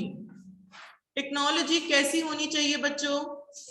स्केलेबल. स्केलेबल का मतलब मुझे ज्यादा चाहिए तो ज्यादा ले लूं, कम चाहिए तो कम ले लूं. Then easy to use. उसको यूज करना बहुत आसान होना चाहिए, कस्टमर्स के लिए कन्वीनियंट होना चाहिए, मुश्किल नहीं होना चाहिए. देन डिजाइन कैसी होनी चाहिए? रिस्पॉन्सिव डिजाइन होनी चाहिए कि ऐसी डिजाइन जो आपके फोन में भी चल जाए और आपके कंप्यूटर में भी चल जाए. आजकल मोबाइल का M-कॉमर्स का जमाना है तो लोग मोबाइल पे ज्यादा काम करना पसंद करते हैं. अब टेक्नोलॉजी इंफ्रास्ट्रक्चर के क्या क्या कंपोनेंट्स हैं? पहला computer, servers and database, they are the backbone. Backbone सबसे जरूरी कंप्यूटर है अगर ई कॉमर्स की वेबसाइट आपको ओपन करनी है तो। बहुत सारी कंपनीज इस पे बहुत बहुत पैसा खर्च करती हैं इन सब चीजों को स्टैब्लिश करने के लिए। और जो स्मॉल कंपनीज होती हैं वो क्या काम में लेती हैं, क्लाउड कंप्यूटिंग का कंसेप्ट काम में लेती हैं ताकि ज्यादा पैसा खर्च ना हो, शेयरिंग में वो लोग काम कर सकें। सेकेंड है mobile apps.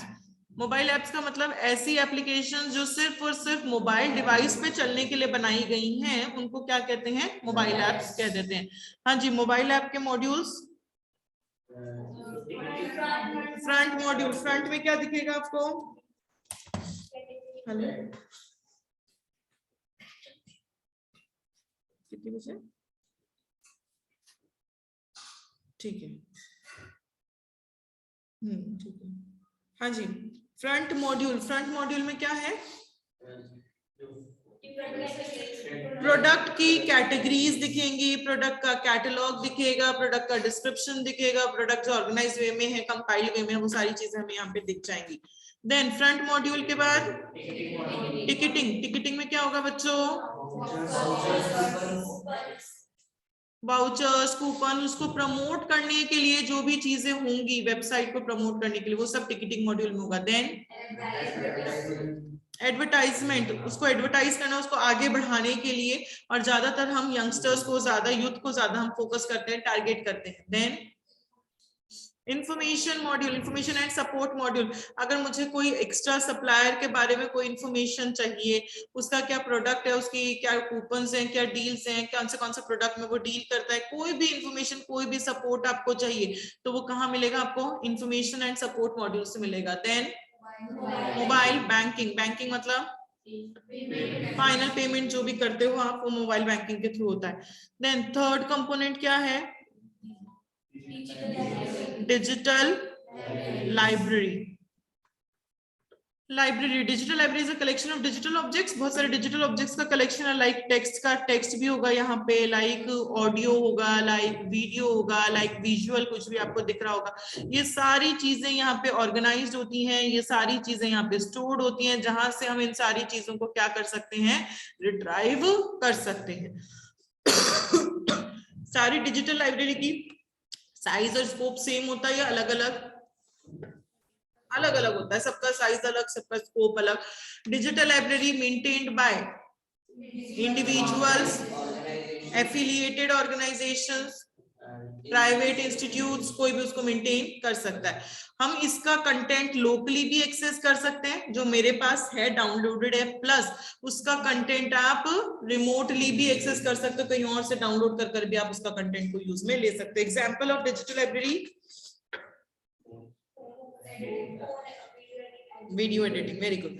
Then next component क्या था, डेटा इंटरचेंज। इंटरचेंज का मतलब क्या होता है, communication, electronic communication of data from one place to another.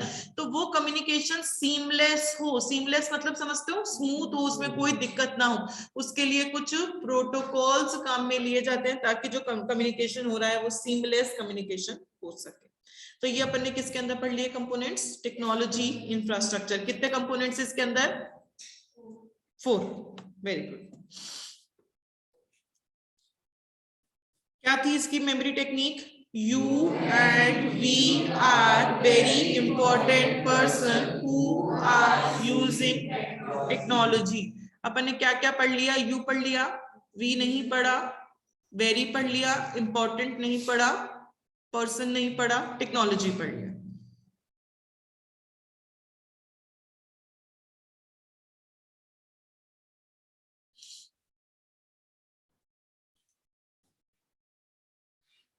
हाँ जी, नेक्स्ट है internet and network. Next component है इंपॉर्टेंट पर्सन। इंपॉर्टेंट पर्सन का आई, आई मतलब इंटरनेट एंड नेटवर्क। इंटरनेट चाहिए क्या बच्चों ई कॉमर्स को, बहुत जरूरी है, इंपॉर्टेंट है, अगर बिना इंटरनेट के कोई काम नहीं हो सकता।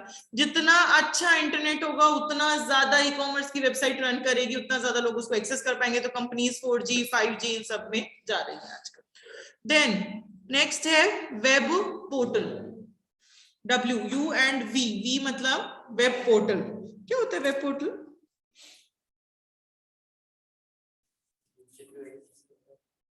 Very good. जो भी हमें दिखता है ओपन करते ही जो सबसे पहला इंटरफेस दिखता है, जिस इंटरफेस के थ्रू एक कस्टमर इंटरैक्ट कर सकता है वेंडर से। सपोज कोई एबीसी है सप्लायर, जो किसी चीज की कोई सप्लायर करता है, मुझे अगर उससे बात करनी है, मुझे उससे कुछ ऑर्डर करना है और वो अपना सामान सपोज फ्लिपकार्ट पे बेचता है, तो जब मैं फ्लिपकार्ट की वेबसाइट ओपन करूंगी, ओपन करते ही जो मुझे दिख रहा है, जिसके थ्रू ऐसा इंटरफेस जिसके थ्रू मैं आपसे बात कर सकती हूँ, एबीसी से कम्युनिकेट कर सकती हूँ, उसको क्या कहते हैं अपन? वेब पोर्टल कहते हैं। वैसे तो जो भी वेबसाइट्स जिसमें पेमेंट गेटवे होता है, ये लिख लेना बच्चों, जो भी वेबसाइट जिसमें पेमेंट गेटवे होता है, पेमेंट गेटवे समझते हो? अभी पढ़ेंगे, नेक्स्ट कंपोनेंट आएगा अपना।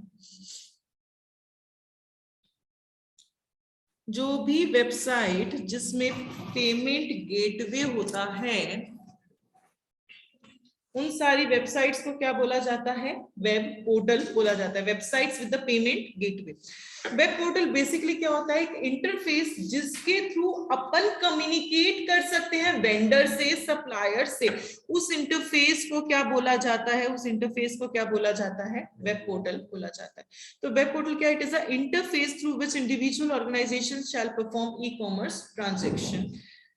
वेब पोर्टल जिसके थ्रू आप ई कॉमर्स वेंडर से इंटरेक्ट कर सकते हो। जो फ्रंट एंड, जो आपको ओपन करते ही जो चीजें दिखती हैं, उसको क्या कहते हैं अपन? वेब पोर्टल कह देते हैं। वेब पोर्टल ओपन किसी भी तरीके से किया जा सकता है, लैपटॉप्स, आप मोबाइल फोन, स्मार्ट टीवी, किसी भी तरीके से आप वेब पोर्टल ओपन कर सकते हो। वेब पोर्टल जब कस्टमर वेब पोर्टल को देखता है, तब से आपकी सेल शुरू हो जाती है। तो वेब पोर्टल का कंटेंट बहुत डिफिकल्ट होना चाहिए, बहुत इजी होना चाहिए, इजी होना चाहिए, ताकि कस्टमर का एक्सपीरियंस अच्छा हो। जब वो पहली बार में ओपन करे आपकी वेबसाइट, तब उसको इजी लग रही है, तो वो आगे और उसको एक्सेस करना चाहेगा, अदरवाइज वो एक्सेस नहीं करना चाहेगा। तो वेब पोर्टल हमेशा जो है वो बहुत सिंपल और बहुत क्लियर होना चाहिए, ताकि कस्टमर आपसे ज्यादा सामान खरीद सके। तो what is the meaning of web portal बच्चों? इंटरफेस जिसके थ्रू आप ई कॉमर्स वेंडर से इंटरेक्ट करते हो, इंटरफेस जिसके थ्रू आप ई कॉमर्स ट्रांजेक्शन परफॉर्म करते हो, उसको क्या कहते हैं अपन? Web portal. वेब पोर्टल को ओपन कैसे कैसे कर सकते हैं? कंप्यूटर्स में, लैपटॉप्स में, स्मार्टफोन्स में, स्मार्ट टीवीज में ओपन कर सकते हैं।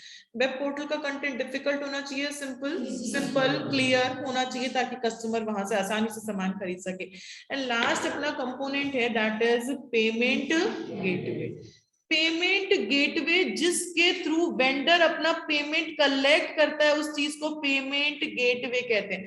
जिस भी मीडियम के थ्रू हमने कोई सामान खरीदा, तो हम सीओडी कर रहे हैं, उसके थ्रू उसको पेमेंट मिल रहा है। हम क्रेडिट कार्ड, डेबिट कार्ड से पेमेंट दे रहे हैं, हम ऑनलाइन बैंकिंग पेमेंट कर रहे हैं, या फिर कोई पेटीएम वगैरह, हम वॉलेट वगैरह काम में ले रहे हैं, जिसके थ्रू हम पैसा देते हैं और जिसके थ्रू वेंडर को पैसा मिलता है, उस चीज को क्या बोला जाता है? Payment gateway. तो ये भी बहुत बहुत इंपॉर्टेंट कंपोनेंट होता है, बिना इसके कोई काम नहीं हो सकता ई कॉमर्स वेबसाइट्स के अंदर।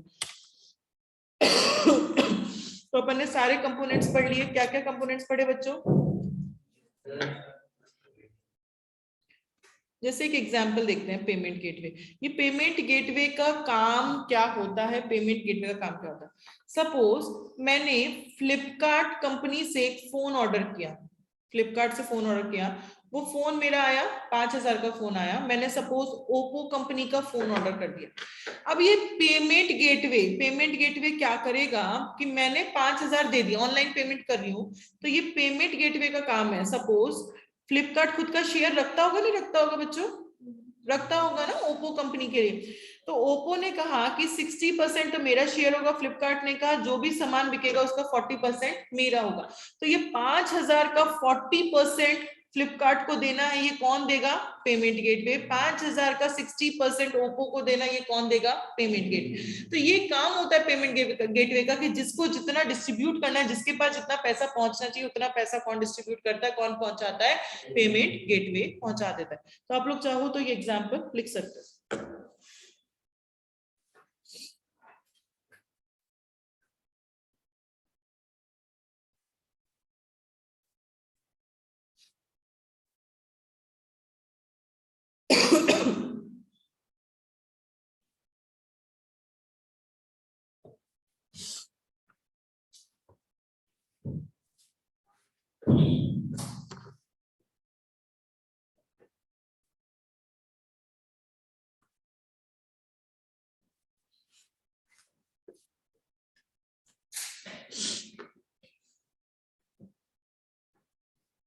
लिख लिया? चलो एक बार फटाफट रिवाइज करेंगे वापस से, सिर्फ नाम रिवाइज करेंगे, इस पर अंदर का कुछ भी रिवाइज नहीं करेंगे। सारे कंपोनेंट्स हम रिवाइज कर रहे हैं वापस से। कंपोनेंट्स ऑफ ई कॉमर्स, इसकी मेमोरी टेक्निक क्या है बच्चों? U and we are very important person who are using technology. U stands for user. User कौन है? आप और हम जैसे लोग। इसमें एक पॉइंट था customer loyalty, depends on customer का satisfaction, redressal, fast order processing, ये सारी चीजों पे डिपेंड करता है। सेकंड पॉइंट आपने पढ़ा वेंडर। वेंडर के अंदर पहला पढ़ा सप्लायर। सप्लायर का इफेक्टिव हो उसके लिए क्या क्या होना चाहिए? Enough and right good supplier, financially and operationally safe, real time stock and time कम होना चाहिए, डिलीवरी टू ऑर्डर का टाइम कम होना चाहिए। सप्लायर के बाद क्या था? वेयरहाउस। वेयरहाउस बहुत इंपॉर्टेंट है, पैकिंग सारी यही होती है, और ये आजकल कंपनीज इसको भी क्या बनाना चाहती हैं? ऑटोमेटिक बनाना चाहती है। वेयरहाउस के बाद शिपिंग एंड रिटर्न्स। इसमें क्या पॉइंट था? यूएसपी। रिटर्न्स आपकी यूनिक सेलिंग प्रपोजिशन होती है, जितना अच्छा रिटर्न पॉलिसी होगी कस्टमर आप पे उतना अच्छा ट्रस्ट करेगा। देन कैटलॉग, प्रोडक्ट का कैटलॉग, मतलब यहाँ पे प्रोडक्ट का पूरा डिस्प्ले होता है कि क्या प्रोडक्ट है क्या नहीं। देन शोरूम, आजकल लोग अपना आउटलेट भी खोल रहे हैं ताकि लोगों को फिजिकली वो टच करके प्रोडक्ट खरीद सकें। देन ऑर्डरिंग मेथड, अलग अलग तरीके हैं, COD, credit card, debit card के थ्रू ऑर्डर कर सकते हो।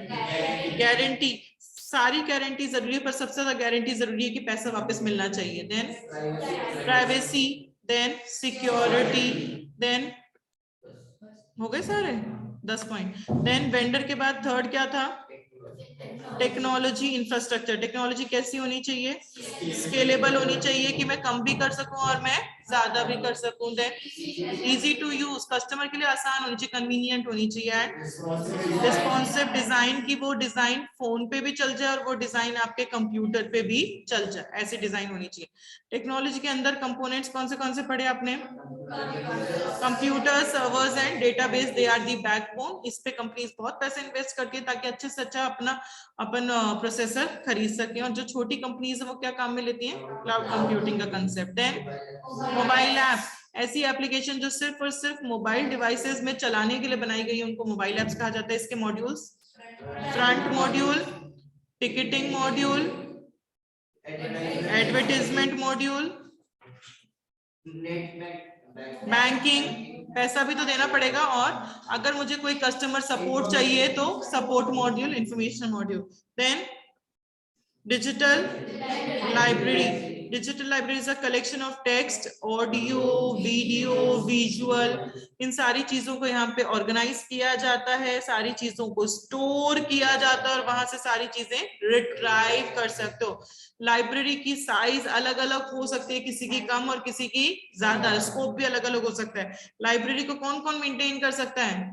इंडिविजुअल्स, एफिलिएटेड ऑर्गेनाइजेशंस या प्राइवेट इंस्टीट्यूट्स। उसका कंटेंट लोकली जो मेरे पास है मैं वो भी एक्सेस कर सकती हूँ, और रिमोटली कहीं और से डाउनलोड कर कर भी उसको एक्सेस कर सकती हूँ। देन फोर्थ क्या है इसके अंदर? Data interchange. डेटा इंटरचेंज मतलब electronic communication of data from sender to receiver, from one place to another. वो कम्युनिकेशन सीमलेस होना चाहिए, स्मूथ होना चाहिए, उसके लिए क्या काम में लिया जाते हैं? कुछ प्रोटोकॉल्स, रूल्स काम में लिए जाते हैं। Very good. देन अपन ने 3 कंपोनेंट्स पढ़ लिए। फोर्थ कंपोनेंट क्या था? Web portal. वेब पोर्टल का मतलब क्या होता है बच्चों? ऐसा इंटरफेस जिसके थ्रू आप वेंडर से इंटरेक्ट कर सकते हैं, ऐसा इंटरफेस जिसके थ्रू आप ई कॉमर्स का ट्रांजैक्शन परफॉर्म कर सकते हैं, उसको वेब पोर्टल कहते हैं। वेब पोर्टल का कंटेंट सिंपल होना चाहिए, क्लियर होना चाहिए, ताकि कस्टमर उसको देखकर आसानी से समझ पाए। वेब पोर्टल को ओपन कहां से कर सकते हो? Laptop, etcetera etcetera. Next payment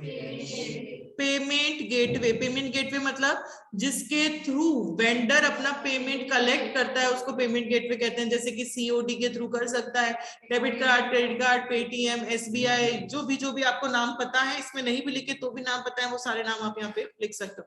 और इंटरनेट बहुत जरूरी है, जितना अच्छा इंटरनेट कनेक्शन होगा उतना ज्यादा अपन अच्छी सर्विसेज दे पाएंगे। तो 4G 5G ये सारे इंटरनेट कनेक्शंस आने लग गए हैं। हो गए सारे कंपोनेंट्स। टोटल कितने कंपोनेंट हैं? 6। इसकी मेमोरी टेक्निक क्या है? U and we are very important person who are using technology. Very एक छोटा सा टॉपिक और पढ़ेंगे, page number 4.38, guidelines and laws governing e commerce. 4.38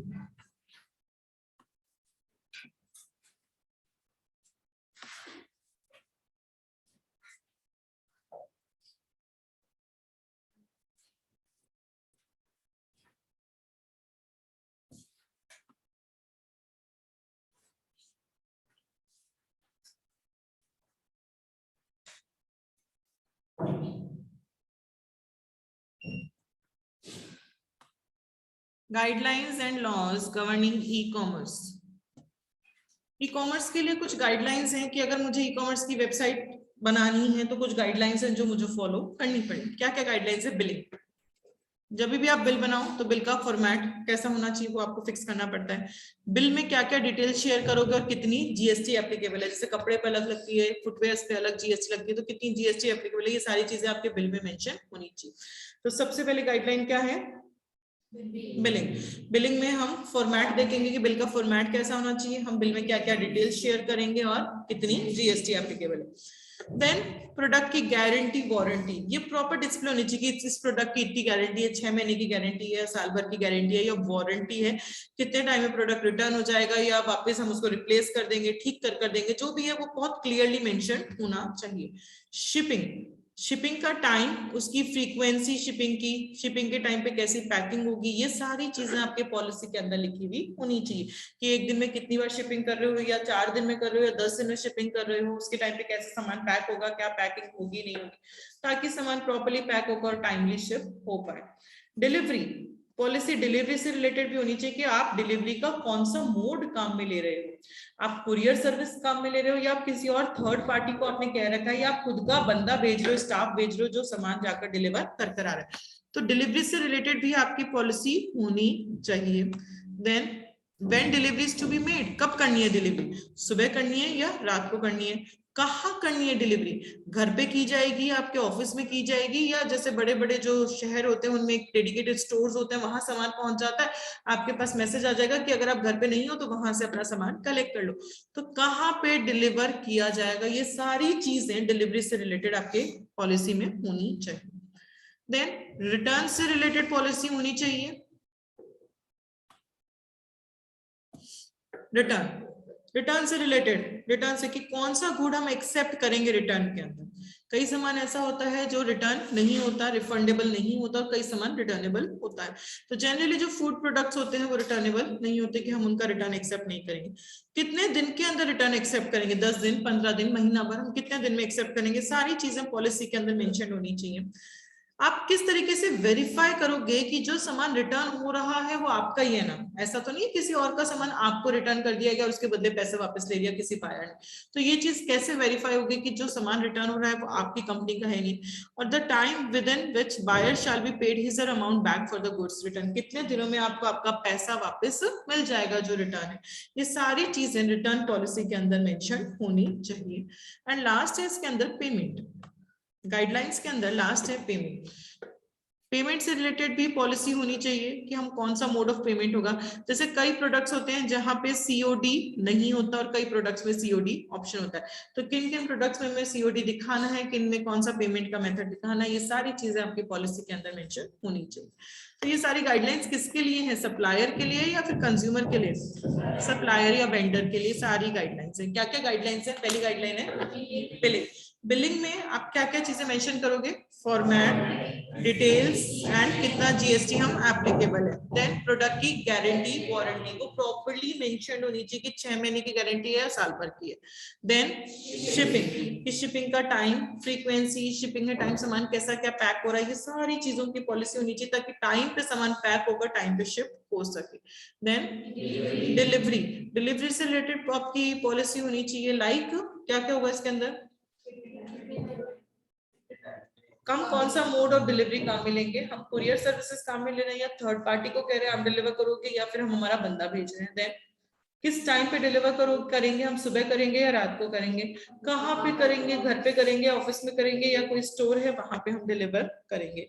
then उसके बाद है रिटर्न, रिटर्न से रिलेटेड पॉलिसी होनी चाहिए, कौन सा सामान हम एक्सेप्ट करेंगे, कौन सा नहीं करेंगे, कितने दिन में हम एक्सेप्ट करेंगे, हम कैसे वेरीफाई करेंगे कि जो सामान हम आप रिटर्न कर रहे हो वो हमारा है या नहीं, ये सारी चीजें रिटर्न में मेंशन होनी चाहिए, और कितने दिन में आपको आपका पैसा मिल जाएगा रिटर्न होने के बाद। एंड लास्ट है इसके अंदर पेमेंट, पेमेंट की रिलेटेड पॉलिसी होनी चाहिए कि किस आइटम पे सीओडी देना है और किस आइटम पे सीओडी नहीं देना। तो ये सारी क्या है गाइडलाइंस, क्या क्या गाइडलाइंस है बच्चों, बिलिंग, देन गारंटी, ठीक है, then shipping, then delivery, then return and pay. इसकी कोई मेमोरी टेक्निक बना सकता, इसकी मेमोरी टेक्निक है नहीं,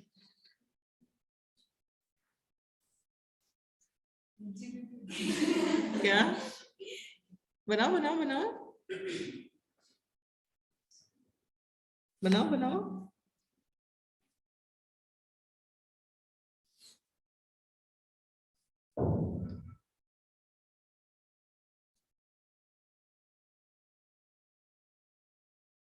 किसी का भी दिमाग नहीं है क्या तेज,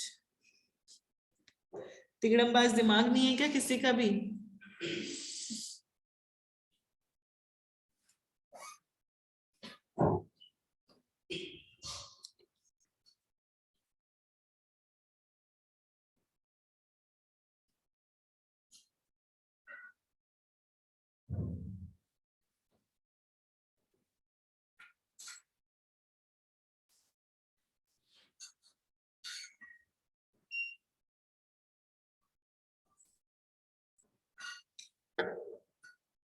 ऐसा कुछ हो सकता है। देखो डीएसपी के घर से सामान रिटर्न आया है, उसकी बिलिंग करके उससे पेमेंट लेना है। सही सेट हो रहा है क्या, सही सेट हो रहा है क्या, डीएसपी, डीएसपी होते हैं ना, पुलिस में इंस्पेक्टर्स होते हैं, तो डीएसपी के घर से सामान रिटर्न आया है, उसकी बिलिंग कर कर उससे पेमेंट लेना है। तो इसमें हो गया एक डी एस और एक पी, और एक हो गया रिटर्न, एक हो गया बिलिंग और एक हो गया पेमेंट। हाँ जी, हाँ बताओ। परचेज प्रोडक्ट सुबह दिन रात पेमेंट करो बाद में।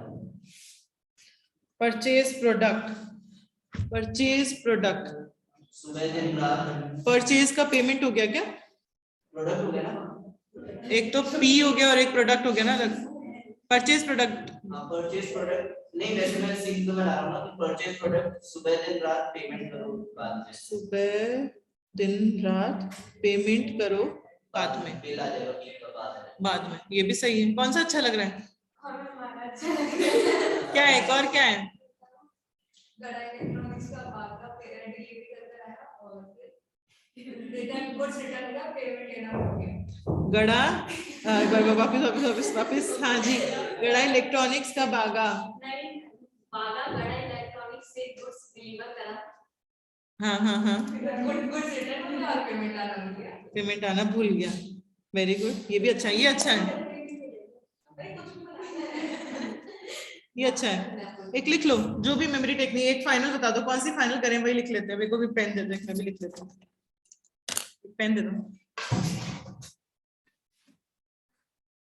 बताओ कौन सी फाइनल करें?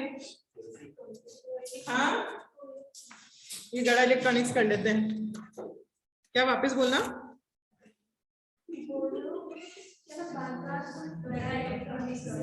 एक बार बागा गड़ा इलेक्ट्रॉनिक्स से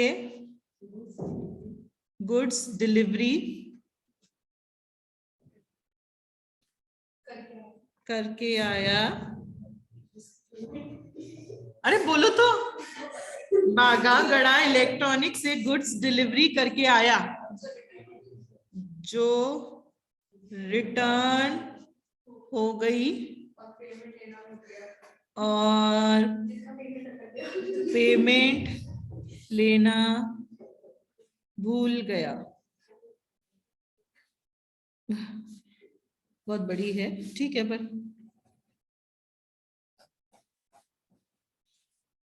हाँ जी लिखो मेमोरी टेक्निक ऑनलाइन वाले बच्चों। बागा बागा गड़ा इलेक्ट्रॉनिक्स से गुड्स डिलीवरी करके आया जो रिटर्न हो गया और पेमेंट लेना भूल गया। और पेमेंट लेना भूल गया।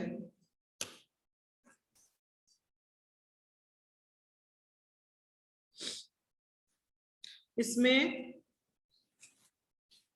बी फॉर बिलिंग, ये भी तो याद होना चाहिए। जी फॉर गारंटी,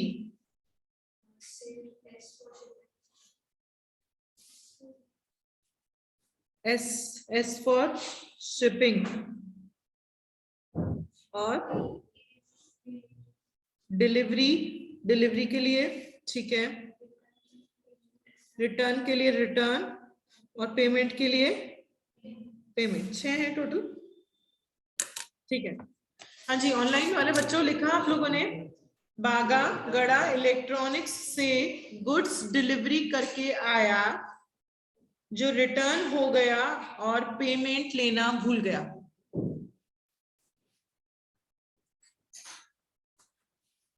आप बोलो गाइडलाइंस फॉर ई कॉमर्स क्या है इसकी एमटी। बागा गड़ा इलेक्ट्रॉनिक्स से गुड्स डिलीवर करके आया जो रिटर्न हो गया और वो पेमेंट लेना भूल गया। मतलब बी फॉर बिलिंग, बागा गड़ा इलेक्ट्रॉनिक्स।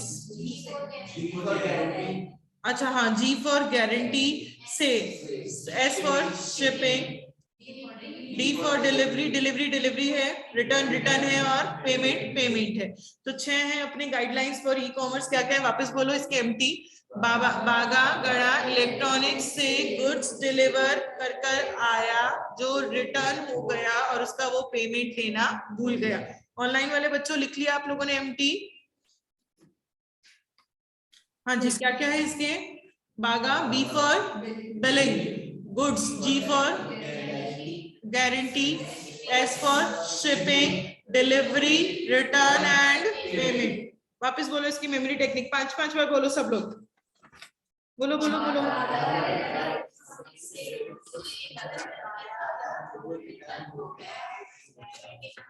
और वो पेमेंट लेना भूल गया। Very good. हाँ जी इसके आगे अपना टॉपिक है, अपन ने गाइडलाइंस फॉर ई कॉमर्स तो पढ़ लिया। इसके आगे commercial laws governing e commerce. कौन से लॉज हैं ई कॉमर्स के लिए। इनकम टैक्स एक्ट आप लोग को खुद पढ़ना है, मैं नहीं पढ़ाऊंगी ये टॉपिक, आप लोग पढ़ते हो। Companies act, foreign trade act, factories act, custom act, good services, competition, foreign exchange, ये जो भी एक्ट्स दे रखे हैं ये आप लोगों को खुद पढ़ना है। यहाँ तक ये जो टेबल बनी हुई है बच्चों, ये जो टेबल बनी हुई है ये टॉपिक अपन को खुद पढ़ना है, मैं नहीं पढ़ाऊंगी। अगर आप लोगों को इस टॉपिक में कोई भी दिक्कत हो तो आपके लॉ वाले सर जो आप लोगों को एक्ट्स पढ़ाते हैं उनसे आप पूछ सकते हैं, उनसे कंसल्ट कर सकते हैं। ठीक है, समझ में आ गया। हाँ क्या हुआ, बोलो बोलो बोलो, क्या बोलो बोलो बोलो, ऐसे नहीं किया करो, बोलो बोलो बच्चों बोलो। लॉ फेवरेट सब्जेक्ट है तो ये तो आप लोगों को पढ़ते हो ना शायद, फाउंडेशन में भी कंपनीज एक्ट, आईटी एक्ट, मतलब ये मुझे नहीं आता, मैं साफ बता रही हूँ, ये सारे एक्ट्स मुझे नहीं आते। अगर कभी कोशिश भी करोगे मेरे से पूछने की तो मैं नहीं बता सकती, क्योंकि मुझे लॉ बिल्कुल भी नहीं आता। तो खुद पढ़ो या फिर सर से पूछो या कैसे भी करो, ये खुद करना है। ये टॉपिक मैं नहीं करवाऊंगी ये एक्ट्स वाला, क्योंकि ये आप लोगों को आता है इसलिए। ठीक है, चलो अब मैं थोड़ा सा सुनना चाहूंगी। हाँ